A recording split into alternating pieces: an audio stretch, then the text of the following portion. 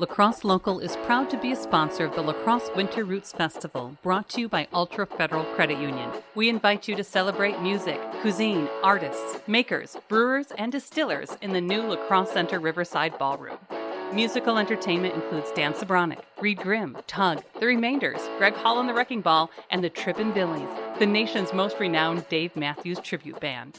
La Crosse Winter Roots Festival is presented by the La Crosse Center, La Crosse Local, and with special thanks to The Remainders. I'm going home. Hey, I'm going home. Find out more information and how to get tickets at lacrosselocal.com.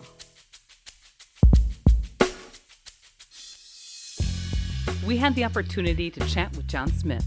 We talked influences, his process for songwriting and recording, how COVID got in the way of touring, favorite shows and festivals, and some upcoming shows in the area. You can find more conversations, food reviews, live music, and events on our website, lacrosselocal.com. I'm Amy. And I'm Brent. And this is La Crosse Local.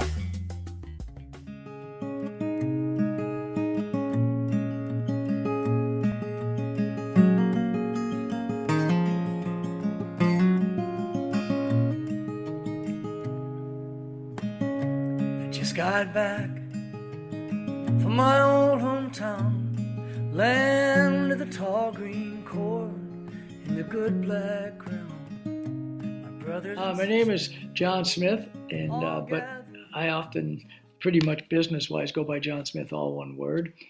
I was born in Iowa, in a little town DeWitt down by Davenport, and grew up there. And then when I was in high school, I was one of the bazillions that were really affected by the whole Beatle thing on Ed Sullivan. And, within a year or two, there were garage bands in pretty much every town in the country. And people that never played before just went out and bought guitars and figured out how to play a few chords and learn a few songs. And so I didn't play then, I just sang. I had a bunch of buddies that started a band, and everybody was afraid to sing. And I was kind of one of those kids that sang all the time. And so I became kind of a singer we did a lot of Rolling Stones. I was kind of a Mick Jagger type. Anyway, so I did that, and then I went off to college in Southern California.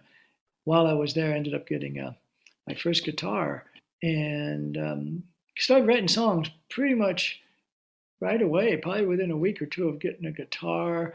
I went out and bought a chord book and started learning chords and started writing real basic, very basic kind of songs. I couldn't play one of them right now if you put a gun to my head, but it was a good thing for me. And I don't know, I was just one of those people that early on felt like it was better for me to write my own songs than try to cover people. But I did. I did some cover stuff. You have to at first, when you first start and you're playing in bars and stuff like that. So that's kind of what people sort of expect, but I've always been able to do like a 50-50 thing back even in those days. But I would cover Jackson Browne and James Taylor and Bob Dylan and Joni Mitchell and people like that, Buffalo Springfield, early Crosby, Stills and Nash stuff. So those were kind of my influences. So you mentioned quite a few there. Is there one that sticks out as your top influence, or is it kind of all a culmination of a group of them? Yeah, I'd say it was kind of a culmination of those. Jackson Browne and James Taylor, and Jackson still is today. To this day, Jackson Browne still works for me.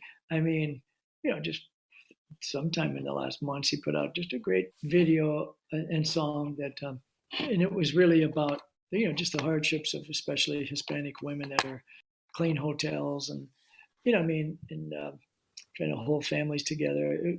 Great. So I still really respect him because he brings a level of, I don't know, just consciousness. I don't know if that's the right word, but and I don't want to say it's politics because it's not. It's a better word than that. It's about walking the talk, I guess. Looking on your website at johnsmithmusic.com, you're on your 8th solo CD?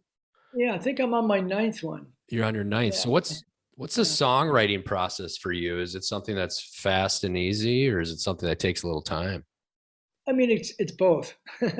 It's both of those things. Sometimes I get songs pretty quick and can get most of it in a day, but mostly it's a process, like you say, and usually starts out with a good verse chorus or something, and then and I teach songwriting a lot, so I take the whole process really serious, and it's the most important piece of the puzzle of what I've done for my whole life is writing songs. And so it just depends. Some songs are a lot more serious about something that really is cooking inside me, but usually the process for me is has a big inward kind of a thing to it. Some songs more than others. When I say inward, I just mean what's going on inside me emotionally and spiritually, I guess is the best word I can think for it.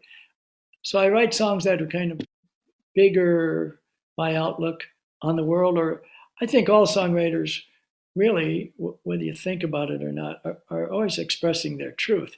Whether it's real simple truth of she loves you, yeah, yeah, yeah, Mm. or whether it's some serious, complex Leonard Cohen or Bob Dylan song or something like that. So I kind of, and I really do kind of bridge a really wide spectrum of stuff but a lot of times songs take a lot of refining for me, and you don't want to work on something to death, but at the same time, you learn a lot more songwriting craft and skills as you go on, and your bar for quality just gets higher and higher, and you know when you're reaching it and when you're not reaching. Like this song isn't done yet, and then usually I might wait days. I take it for a walk. Literally, I'll go for a walk and just think about what's that third verse. That third verse is really important, instead of just writing another something that's just like the first or second.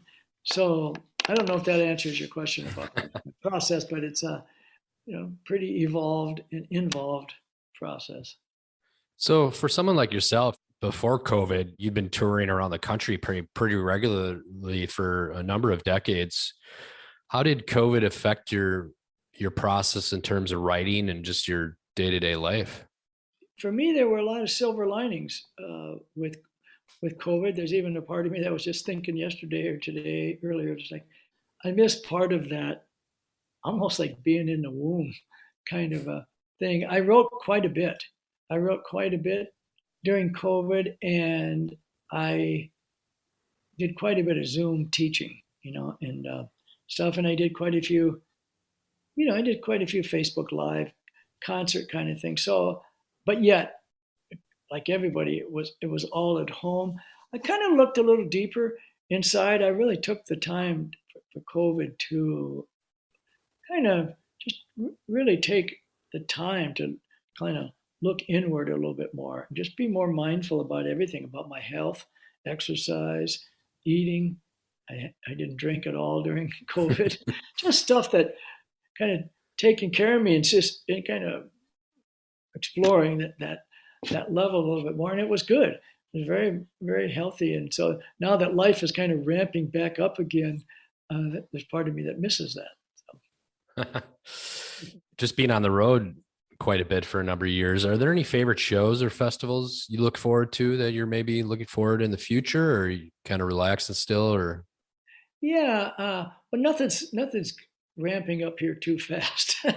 It just seems like, I play a lot with Dan Zabronic, a local musician. We've been playing together for 34 years, and we have a trip going out west, and 3 out of our 4 gigs have fallen through, sort of because of COVID at the last minute. That'll be next month. So now we have to decide, do we go out for one big gig or not? And we probably will, because there's nothing else to do. It just so it's been, that part has really been challenging. So I love going out to Colorado every year. I go, probably my biggest sort of main home festival I attend every year is the Kerrville Folk Festival. It's down in Texas. It's in the hill country, a couple hours from Austin. And I've been going there since '89. So a long time, 30 some years. And I'll be going back this next Memorial Day. It's a big festival, like it's at least 2 or 3 weekends long, like 12 to 18 days. I just go down for a long 5 or 6, but I'll go down there and play. And it's a festival that's all about songwriting. And it was a big place that kind of boosted and sort of launched me stepping into, playing folk clubs and festivals around the country. I also love going out. I don't go every year, but I've played many times at the Sisters Oregon Folk Festival. I love that one. I played a lot at the Woody Guthrie Festival down in Okemah, Oklahoma. Locally, I love playing at the Pump House every January, usually two nights there. And then I also love Leo and Leona's out on Highway 33 at Newburgh. Just played there. My buddy Dan and Larry Dalton, the bass player, and then Radoslav Florkovich, kind of a little band thing. He plays piano and accordion. I love Leo and Leona's, and I love Larry Fest too. I play that every year. That's a real family thing for me. All my kids and grandkids and come. My daughter's got a little band called Crooked Willow, and they come. And so those are some of many. I go to California every year as well. I don't play as many gigs as I used to, but I teach songwriting out there every year, and I love California. You know, I know the tour may be coming up a little bit, and the Pump House show in the early 2022. What's next for you? Do you have any new music on the horizon or any big projects coming up? Yeah, the biggest project in front of me is a new CD.